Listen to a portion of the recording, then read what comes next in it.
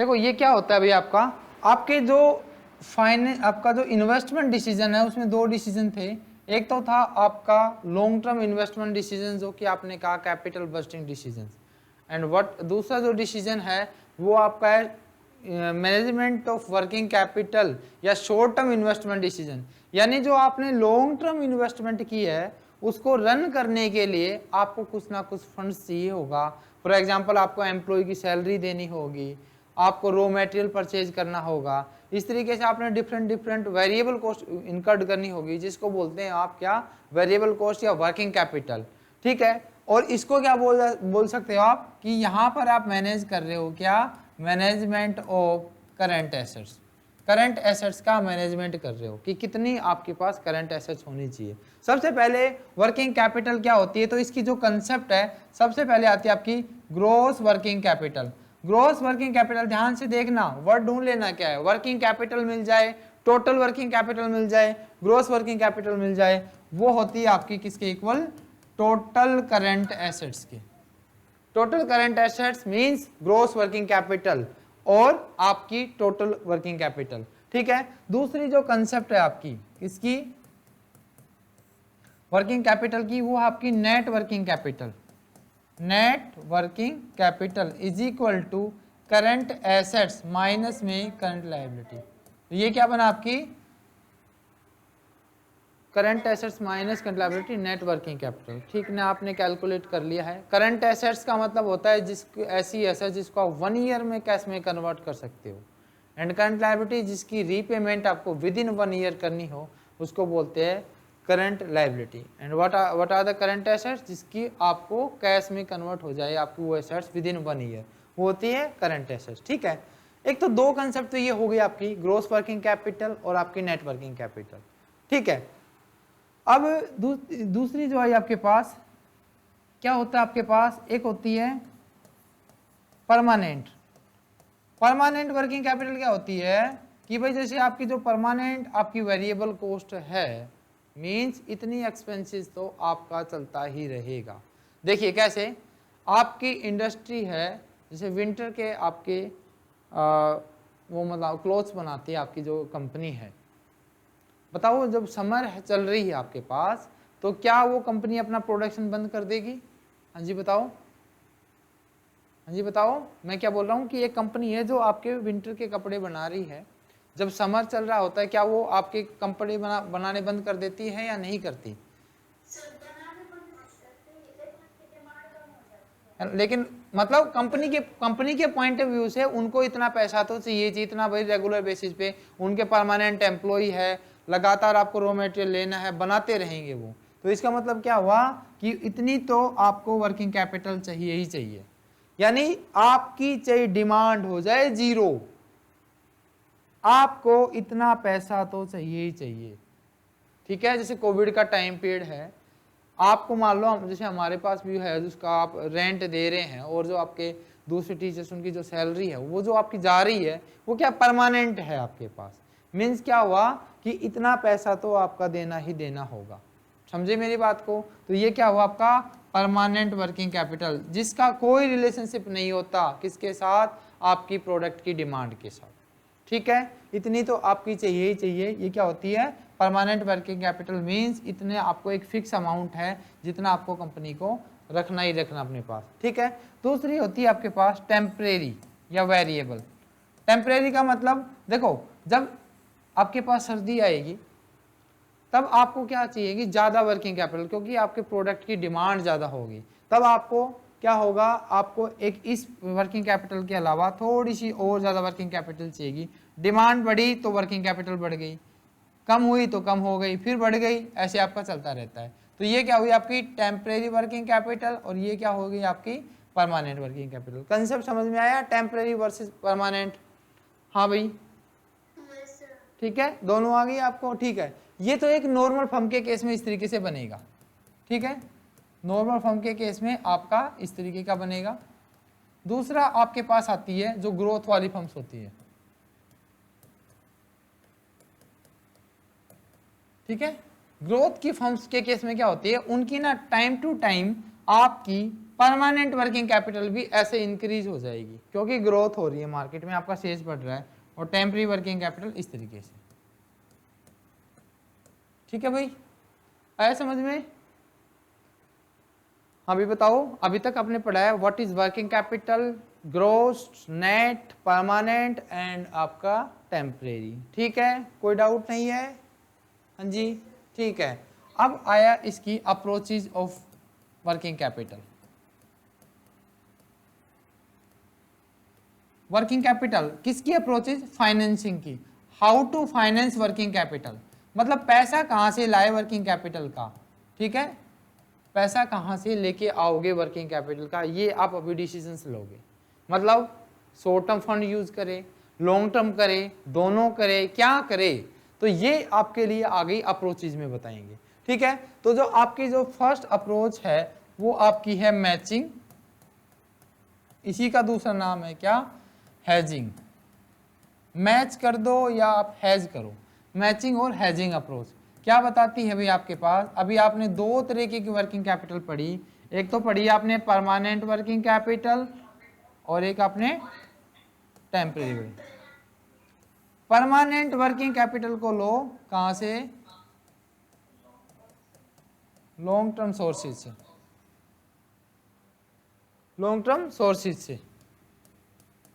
ठीक है, और जो टेम्परेरी वर्किंग कैपिटल है as per this approach, matching approach और हेजिंग, आप अपनी तरफ से कुछ नहीं कह रहे हैं, ये अप्रोच कह रही है कि आपको मैच इसमें परमानेंट वर्किंग कैपिटल को तो लेना चाहिए कहां से? लॉन्ग टर्म से, और टेम्परेरी वर्किंग कैपिटल को लेना चाहिए कहां से? शॉर्ट टर्म से, शॉर्ट टर्म सोर्सेज से। लॉन्ग टर्म मतलब डिवेंचर, शेयर कैपिटल, आपके प्रेफरेंस शेयर्स, इस तरीके की। ठीक है, लॉन्ग टर्म लोन्स। और temporary working capital short term, for example current assets हो गई आपके पास, ठीक है, करंट लायबिलिटीज होगी, यहाँ से आप फाइनेंसिंग करो। समझ में आ गई आपको ये बात क्या कहती है अप्रोच? हाँ जी, ठीक है। अब इसको अगर आप ग्राफिकली प्रेजेंट करेंगे तो इस तरीके से करोगे, ये परमानेंट वर्किंग कैपिटल हो गई है और ये आपकी टेम्परेरी हो गई है। ठीक है, अब बात क्या आई आपकी, जो ये वाला जो पार्ट है, या तो ये कहां से आ गया? लॉन्ग टर्म से, और ये आपका शॉर्ट रन से। ठीक है, देखो अब बात ध्यान से देखना। अब यहां से एक क्वेश्चन आया, क्वेश्चन क्या आया कि जब आप ऐसे फाइनेंसिंग कर रहे हो तो ये बताइए कि इस अप्रोच में लिक्विडिटी कैसी होगी। पहला क्वेश्चन तो ये, लिक्विडिटी है तो प्रॉफिटेबिलिटी कैसी होगी। ठीक है, और तीसरा आपके पास रिस्क कैसा होगा।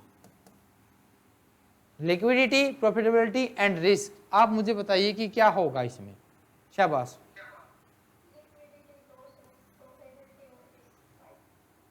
लिक्विडिटी लो होगी, प्रॉफिटेबिलिटी हाई होगी। चलो एक्सप्लेन कर, कैसे है, एक्सप्लेन करो।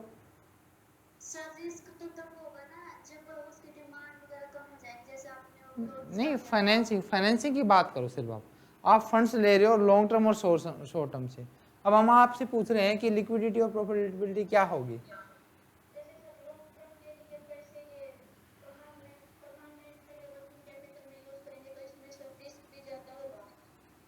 हाँ, देखिए, नहीं बिल्कुल गलत, माइक ऑफ करो। आपकी जो प्रॉफिटेबिलिटी है वो कैसे ज़्यादा होगी और आपकी लिक्विडिटी वो कैसे कम होगी, ध्यान से देखिए। पहले बात तो जो इसमें लिक्विडिटी होती है वो लो होती है और प्रॉफिटेबिलिटी होती है वो क्या होगी? हाई। और तीसरी चीज़ आई आपके पास रिस्क। देखो, रिस्क और रिटर्न में पॉजिटिव रिलेशनशिप होता है और लिक्विडिटी एंड प्रॉफिटेबिलिटी में आपका नेगेटिव होता है। इस तरीके का ग्राफ बनेगा भाई आपका।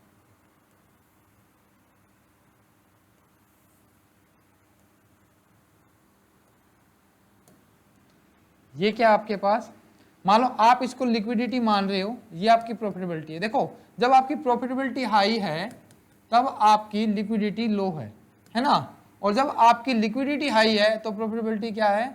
आपकी लो है। तो आपको क्या चाहिए? एक ऑप्टिमम सा चाहिए। पहली बात तो ऐसा होना चाहिए कि जहां पर ना लिक्विडिटी ज़्यादा ना प्रॉफिटेबिलिटी ज़्यादा, मतलब दोनों ना ही कम होनी चाहिए ना ज़्यादा, दोनों में इनवर्स रिलेशनशिप होती है। यहाँ पर हमने लिखा है कि जो लिक्विडिटी है वो लो होती है और प्रॉफिटेबिलिटी हाई होती है। ऐसा क्यों कहा? देखो, परमानेंट तो आपने लॉन्ग टर्म से पूरा कर लिया, लेकिन टेम्परेरी वर्किंग कैपिटल के लिए आप जा रहे हो कहाँ पर, शॉर्ट टर्म के लिए।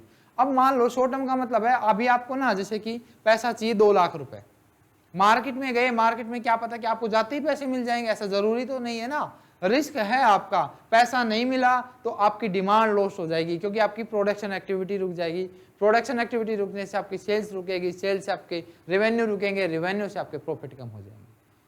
मेरी बात सुनो, यानी आपका रिस्क है इसमें। रिस्क क्यों हुआ, किस वजह से, लिक्विडिटी लो होने की वजह से। लिक्विडिटी आपके पास कम है क्योंकि पैसे आपको एट द टाइम है, जब आपको रिक्वायरमेंट है तब अरेंज करना है, तो लिक्विडिटी कम है आपके पास, कम से कम पैसा रख रहे हो, आप पैसा कब अरेंज करोगे, जब आपको रिक्वायरमेंट है। प्रॉफिटेबिलिटी देखो, आपको एक तो मतलब पैसा यूज करना हो 1 साल के लिए, एक पैसा यूज करना हो 3 महीने के लिए। 1 साल पर आप मान लो इंटरेस्ट दे रहे हो 2% के हिसाब से भी, जैसे 10% के हिसाब से भी 1 लाख पे, तो दोगे 10,000, है ना।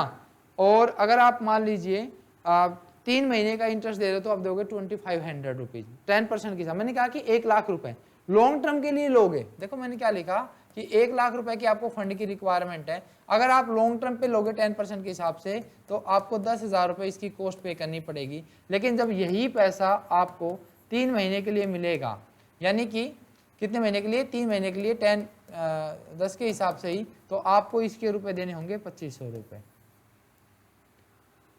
मतलब कम कॉस्ट पर आपको फंड अवेलेबल होंगे, तो इसमें क्या होगी, प्रॉफिटेबिलिटी हाई हो जाएगी। ठीक है, रिस्क आपका है ही हाई। तो आपको समझ में आई कि लिक्विडिटी इसमें लो क्यों होती है, प्रॉफिटेबिलिटी आपकी हाई क्यों होती है। हाँ जी बताइए, शाबाश, हाँ जी बताओ, कोई डाउट है? क्लियर गरिमा, आपको क्लियर है ये बात? ठीक है, और ये मोनिका बताओ, शाबाश। लिक्विडिटी एंड प्रॉफिटेबिलिटी का केस समझ में आ गया है। दूसरी अप्रोच क्या कहती है वो देखो। अब सेकंड जो अप्रोच है आपकी, आ गया, जो आपकी सेकंड अप्रोच है वो आपकी है कंजर्वेटिव अप्रोच।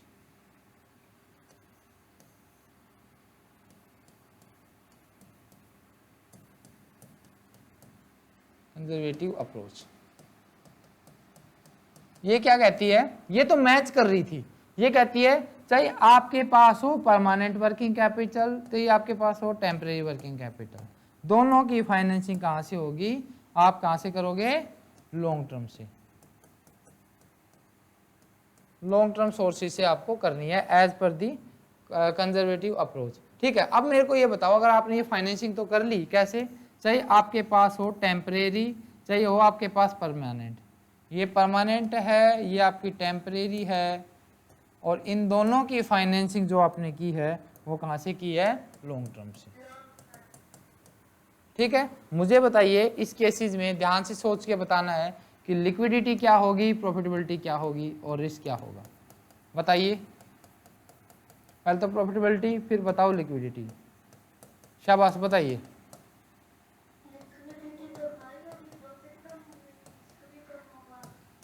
ठीक है, बहुत अच्छे। देखो भाई यहाँ पर क्या हुआ, आपने ना पैसे मान लो आपको चाहिए 1 साल बाद, उसके पहले ही आज अरेंज कर लिए। लॉन्ग टर्म का तो मतलब ही यही है कि आपने शेयर इशू किए 10 साल के लिए, उस पैसे को आप वर्किंग कैपिटल के यूज कर रहे हो। इट मीन्स लिक्विडिटी हाई है कि वो पैसा आपको 2 साल बाद चाहिए, 1 साल बाद चाहिए, तो ये क्या है आपके पास, यहाँ पर प्रॉफिटेबिलिटी लो होगी, और आप प्रॉफिटेबिलिटी लो हो जाएगी क्योंकि ज़्यादा पैसे आपके पास है, उस पर रिटर्न कम आएगी, तो लो लिक्विडिटी, आपके पास पैसा ही बहुत है तो आई होगी, रिस्क आपका लो होगा। तो 2 अप्रोच आपको क्लियर है, कुछ डाउट है तो बताइए। हाँ जी ठीक है, ठीक है। तीसरी आती है आपके पास ट्रेड ऑफ या बैलेंस्ड अप्रोच।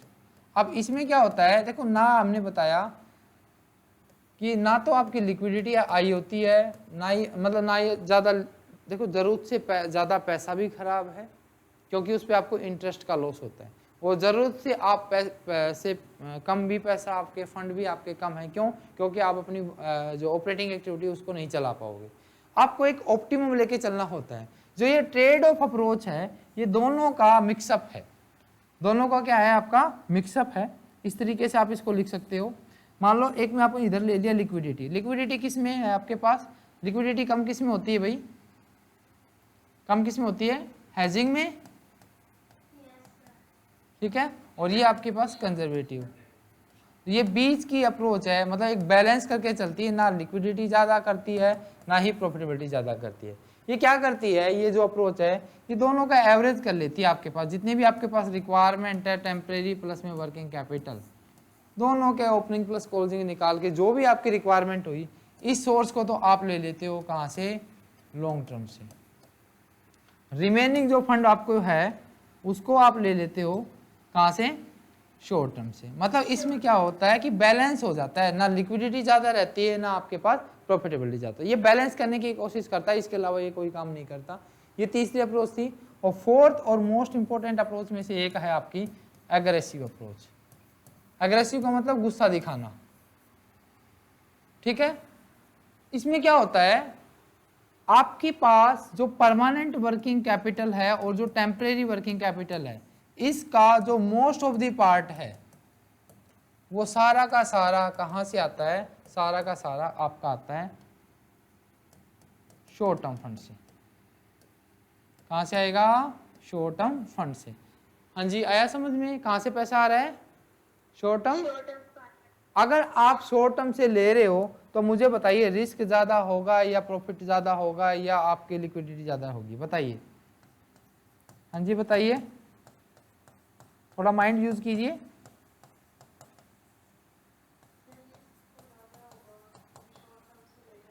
ठीक है, प्रॉफिटेबिलिटी भी ज़्यादा होगी क्योंकि आप दो, ऐसे नहीं है 2 दिन के लिए पैसा लिया और आपके लिक्विडिटी तो है ही नहीं, लिक्विडिटी तो है ही नहीं क्योंकि पैसा ही अरेंज नहीं किया आपने। सो यहाँ पर क्या आएगा आपके पास, यहाँ पर इस तरीके से लिखोगे जो लिक्विडिटी होती है वो आपकी है ही नहीं, बिल्कुल वेरी लो। प्रॉफिटेबिलिटी ये आपकी क्या होती है, वेरी हाई, बहुत कम टाइम पीरियड के लिए पैसा अरेंज होता है। और रिस्क आपका क्या होता है, वेरी हाई। ठीक है, चारों अप्रोच समझ में आ गई आपको। हाँ जी बताइए। ठीक है, फर्स्ट अप्रोच सबसे पहले मैचिंग अप्रोच। मैचिंग कहती है जैसा फंड वैसे ही मैच कर दो, परमानेंट को लॉन्ग टर्म के साथ, टेम्परेरी को शॉर्ट टर्म के साथ। फर्स्ट थिंग, लिक्विडिटी इसमें क्या होगी, लो, प्रॉफिटेबिलिटी हाई। ये याद रखनी, आपने ऐसे क्वेश्चन आएंगे कि in hedging approach liquidity is low या प्रॉफिटेबिलिटी इज लो, जो भी चीज है वो आप देखोगे स्टेटमेंट में रोंग है या आपके फॉल्स है, इस तरीके मतलब करेक्ट स्टेटमेंट है, ये देखना आपने। फिर दूसरी आपने पढ़ी कंजर्वेटिव, कंजर्वेटिव में देखा आपने चाहे कैसा ही फंड हो लॉन्ग टर्म से ले लो। तीसरी आपने पढ़ी ट्रेड ऑफ, एवरेज करके ले लो भाई, एवरेज मतलब बैलेंस करके लेती है कि एक एवरेज तो आप ले लो परमानेंट से, उस रिमेनिंग आप शॉर्ट टर्म से ले लो, बैलेंस हो जाएगा। एग्रेसिव मतलब गुस्सा दिखाना कि मोस्ट ऑफ दी आप फंड हो रहा है वो शॉर्ट टर्म से लेके चल रहे हो, इसमें आपका रिस्क बहुत ज़्यादा हो गया, पैसा क्या पता ना मिले। प्रॉफिटेबिलिटी बहुत ज़्यादा हाई क्योंकि 2-4 दिन के लिए, 1 महीने के लिए पैसा अरेंज किया, वापस कर देना है। एंड आपकी जो लिक्विडिटी होती है वो तो है ही नहीं। ठीक है भाई, क्लियर हो गई। हाँ भाई बताओ। ठीक है, उसके बाद आया आपके पास क्या, कंसेप्ट ऑफ ऑपरेटिंग साइकिल।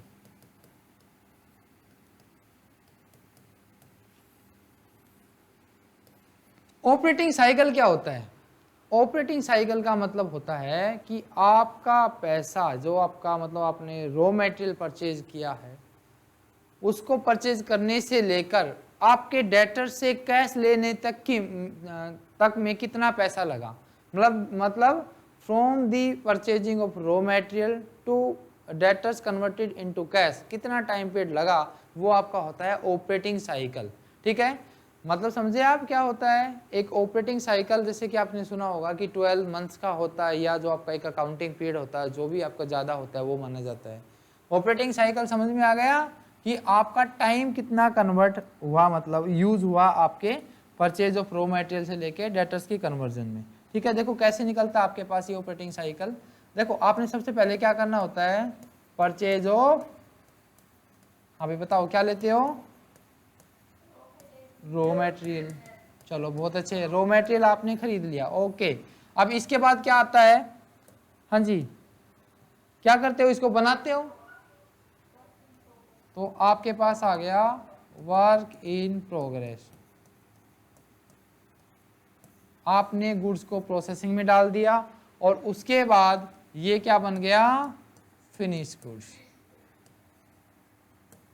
ठीक है, फिनिश गुड्स से आपने सेल्स की, सेल्स से आपके बन जाएंगे डेटर्स। ठीक है, सेल्स लिख सकते हो आप यहाँ पर। ठीक है, सेल्स हो सकती है, और सेल्स से आप सेल्स भी लिख सकते हो लिखना चाहो तो। ये आपके पास आया डेटर्स, और डेटर से आपके पास क्या आएगा, कैश आ गया, और कैश से आप क्या कर देते हो, इसकी पेमेंट कर देते हो। हाँ जी, आया समझ में? हाँ जी, समझ में आ गया? ओके, ऑपरेटिंग साइकिल आपको समझ में आ गया। देखिए अब ध्यान से एक चीज पढ़ना आप, यहां देखो आप क्या कर रहे हो, purchase of raw material work in progress किया, और ये कन्वर्ट हो गया फिनिश गुड्स में। ठीक है, यानी इन्वेंट्री को, रॉ मटेरियल को फिनिश गुड्स में आपने कन्वर्ट कर दिया। जो ये जो टाइम पीरियड बना आपका, ये परचेज ऑफ रॉ मटेरियल से लेकर और आपका फिनिश गुड्स तक, इसको बोलते हैं क्या, इन्वेंट्री कन्वर्जन पीरियड। क्या बोलते हैं, इन्वेंट्री कन्वर्जन पीरियड। कि इन्वेंट्री को रॉ मटेरियल में, रॉ मटेरियल से फिनिश गुड्स करने में कन्वर्ट करने में कितना टाइम लगा, तो ये क्या बन गया, इन्वेंट्री कन्वर्जन पीरियड। और यहां से देखिए आपने डेटर्स को कर दिया सेल्स, और सेल्स को कन्वर्ट कर दिया कैश में। इसको क्या बोलते हैं, ये आपके रिसीवेबल हो गए, bills receivable, bills payable, bills receivable, ये आपके डेटर्स, इसको क्या बोलते हैं, रिसीवेबल कन्वर्जन पीरियड। हाँ जी, आया समझ में? हाँ जी स्टूडेंट, बताओ भाई समझ में आई या नहीं ये concept. Inventory conversion, raw material से लेकर आपको फिनिश गुड्स में कन्वर्ट करने तक का टाइम पीरियड। एंड दूसरा आपने पढ़ा क्या, दूसरा आपने क्या पढ़ा, रिसीवेबल कन्वर्जन पीरियड, डेटर्स को कैश में कन्वर्ट करने तक का टाइम पीरियड। ठीक है, तो ये क्या हुआ आपका रिसीवेबल कन्वर्जन पीरियड। तो ये आपका हुआ आरसीपी, वो आपका आईसीपी, और इसको दोनों को ऐड कर दे तो ये बन जाता आपका gross working capital.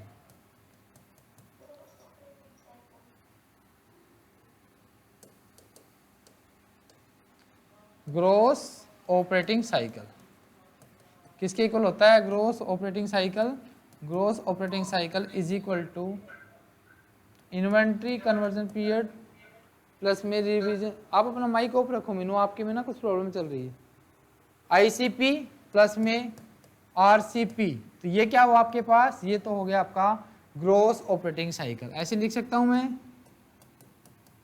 ICP plus में आरसीपी। दूसरी चीज देखो, आपको निकालना है क्या, नेट ऑपरेटिंग साइकिल।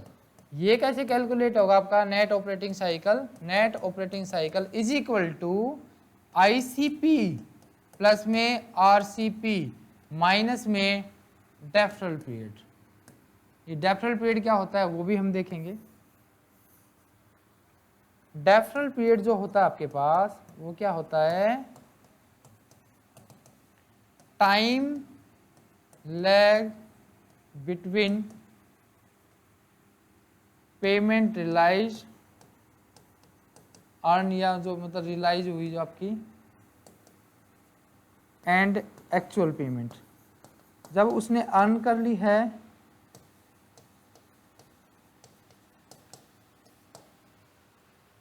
आपने, मतलब जैसे सैलरी देते हो आप, सैलरी आपको पता है हर दिन ड्यू हो जाती है, महीने के एंड में आपको पता है 31 दिन की सैलरी बन के रेडी हो जाती है, आप सैलरी दे रहे हो हर महीने की 10 तारीख को।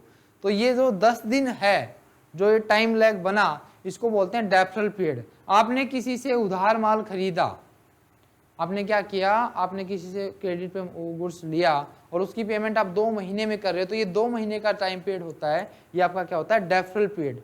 Deferral period means time lag between जब आपकी एक्चुअल पेमेंट जो हो गई है, ड्यू हो गई है, और जो आपने पेमेंट की एक्चुअल, उन दोनों का डिफरेंस होता है डेफरल पीरियड। हाँ जी, आया समझ में? हाँ जी बताओ। ठीक है, डेफरल मतलब कहां से करीमा? ठीक है, ऑपरेटिंग साइकिल ही पढ़ रहे थे हम, ये था भाई आपको ऑपरेटिंग साइकिल। देखिए, परचेज ऑफ रॉ मटेरियल आप परचेज कर रहे हो, इसको वर्क इन प्रोग्रेस में डाल रहे हो, फिर ये फिनिश गुड्स बन जाता है। इस तीनों की इस पूरे प्रोसेस को बोलते हैं इन्वेंट्री कन्वर्जन पीरियड, क्योंकि रॉ मटेरियल फिनिश गुड्स में कन्वर्ट हो रहा है, आईसीपी बन गया। और इसके बाद आपके डेटर्स क्रिएट हो गए सेल्स करते ही, सेल्स को आपने कैश में कन्वर्ट कर दिया, ये आपके हो गया रिसीवेबल कन्वर्जन पीरियड। यानी रिसीवेबल यानी जो डेटर्स है या बिल्स रिसीवेबल है उसको कैश में कन्वर्ट करने का टाइम पीरियड। ये टाइम लैग आप अलाउड करते हो किसको, कस्टमर को, कि वो कितने टाइम पीरियड में पेमेंट करेगा। ये टाइम लैग आप क्या कर रहे हो, अलाउड कर रहे हो, आपको अलाउड किया गया है किसके थ्रू, मतलब आपने ही, मतलब आपने ये माल खरीदने के बाद इसको कन्वर्ट कर लिया। और क्रेडिटर्स आपको क्या देगा, टाइम पीरियड देगा इस पेमेंट करने के लिए, वो हो गया आपका डेफरल पीरियड। जो क्रेडिटर्स ने टाइम पीरियड आपको अलाउड किया है, आपके एम्प्लॉय ने सैलरी का टाइम पीरियड अलाउड किया है, ये आपका हुआ डेफरल पीरियड। सो आपका हमने निकाला gross operating cycle, ICP plus में RCP, inventory conversion period plus में रिसीवेबल कन्वर्जन पीरियड, ये तो होता है आपका ग्रोस ऑपरेटिंग साइकिल। और दूसरा नेट ऑपरेटिंग साइकिल क्या होता है, आईसीपी प्लस में आरसीपी माइनस में डेफरल पीरियड। और डेफरल पीरियड की कंसेप्ट आपको समझ में आ गई है, time lag between payment due हो गई है, रिलाइज हो गई है, और आपने जब एक्चुअल पेमेंट कर दिया। अभी कोई डाउट है किसी को? हाँ भाई बताइए, आ गया समझ में? ठीक है, चलो बहुत अच्छे।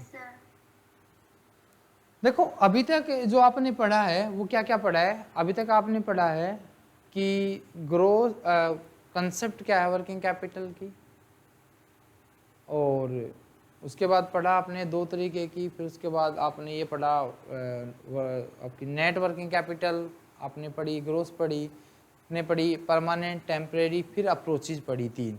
कोई डाउट है नहीं, पूछ अगर है तो पूछिए। और उसके बाद आपने पढ़ लिया है इन्वेंट्री कन्वर्जन पीरियड, ठीक है, ओके। अब आप ये क्वेश्चन निकालिए।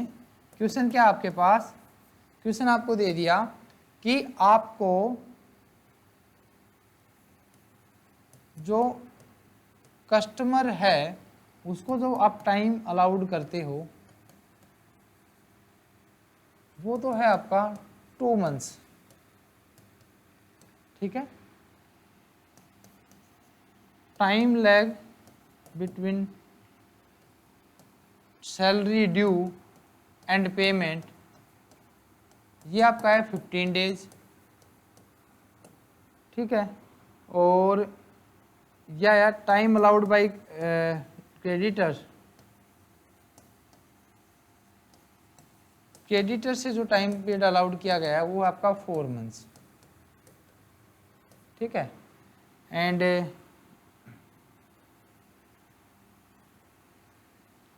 जो आपका इन्वेंट्री कन्वर्जन पीरियड है वो आपका दे दिया 3 मंथ्स। आपको कैलकुलेट करना है क्या, नेट ऑपरेटिंग साइकिल का टाइम पीरियड क्या होगा। शाबाश, कैलकुलेट कीजिए,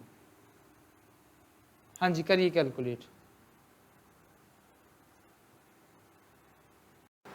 हमारा फॉर्मूला आईसीपी प्लस में आरसीपी माइनस में डेफर्ड पीरियड। और डेफर्ड पीरियड का मतलब जो आपकी सैलरी का टाइम पीरियड है एम्प्लॉय ने अलाउड कर रखा है, और दूसरा जो क्रेडिटर्स ने कर रखा है। आईसीपी का दे रखा है 3 मंथ्स, ठीक है, निकाल लो 3 मंथ्स, प्लस में आरसीपी का, आरसीपी का मतलब होता है कहाँ, रिसीवेबल कन्वर्जन पीरियड, यानी कि जो कस्टमर को जो आपने टाइम पीरियड अलाउड कर रखा है ये आपका है 2 मंथ्स, ठीक है। डेफरल पीरियड कितना है, टाइम अलाउड बाय क्रेडिटर्स, ये आपका है 4 मंथ्स। और आपका सैलरी का जो है आपने जो पेमेंट ड्यू करनी है, ये आपके लिए बेनिफिट का काम है ना, मतलब ये आपको 4 महीने आपके क्रेडिटर्स को लेट पेमेंट देनी है, 15 डेज इनको पेमेंट देनी है, तो ये कितना है आपके पास 4.5 मंथ, तो यानी ये कितना है आपके पास 3 4 5, यानी 15 डेज आपका आया ऑपरेटिंग साइकिल। कोई डाउट किसी को? ठीक है, हाँ बताओ।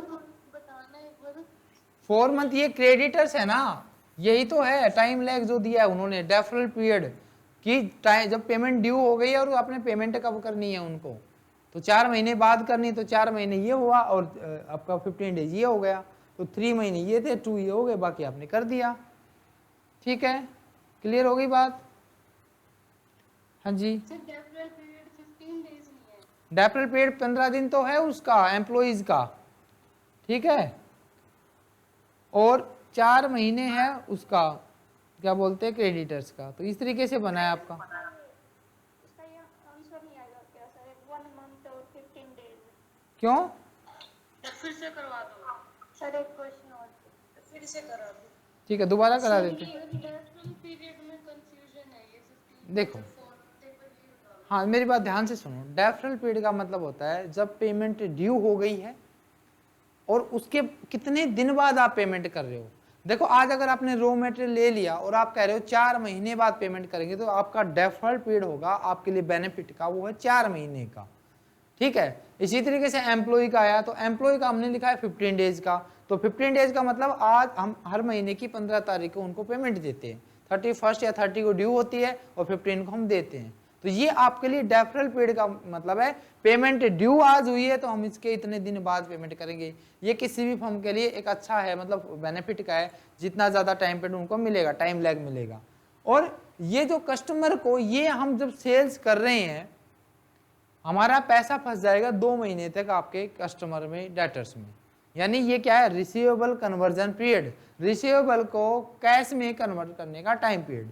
और ये क्या है, आईसीपी, इन्वेंट्री को कन्वर्जन पीरियड। रॉ मटेरियल ले लिया, पैसा एकदम से तो रॉ मटेरियल तुरंत तो नहीं बेच दोगे ना, पहले उसको बनाओगे, वर्क इन प्रोग्रेस में डालोगे, फिर वो बनेगा, फिर उसके बाद सेल्स होगी। तो पहले आईसीपी कन्वर्ट करने तक का टाइम पीरियड, मतलब हमने क्या किया, ये जो आपका आईसीपी ये लिख रखा ना 3 महीने, 3 महीने का मतलब है अगर आज रॉ मटेरियल आएगा ना तो 3 महीने बाद आपका प्रोडक्ट बन के तैयार होगा मार्केट में बेचने के लिए। तो 3 महीने के लिए तो ये पैसे चाहिए आपको, फिर आपको 2 महीने में वो देंगे, तो टोटल 5 महीने के लिए आपको पैसे का अरेंजमेंट करना है। लेकिन आपको पता है कि 4 महीने 4 महीने तो क्रेडिटर्स ने अलाउड कर रखे हैं, मतलब ये पैसा नहीं चाहिएगा आपको, वो 15 दिन का ही है। तो आपका टाइम पीरियड कितना आया, समझ में आ गई है पूरी बात क्या है इसकी? हाँ जी बताओ। Yes sir. हमने क्या लिखा है, longer period of operating cycle, larger amount required of working capital. जितना ज्यादा ऑपरेटिंग साइकिल उतनी ही ज़्यादा वर्किंग कैपिटल। और क्या स्टेटमेंट आ सकती है, पॉजिटिव रिलेशनशिप होती है किसमें, ऑपरेटिंग साइकिल और वर्किंग कैपिटल में। ठीक है, हाँ जी क्लियर हो गई बात? हाँ जी स्टूडेंट, ठीक है, ठीक है, ओके।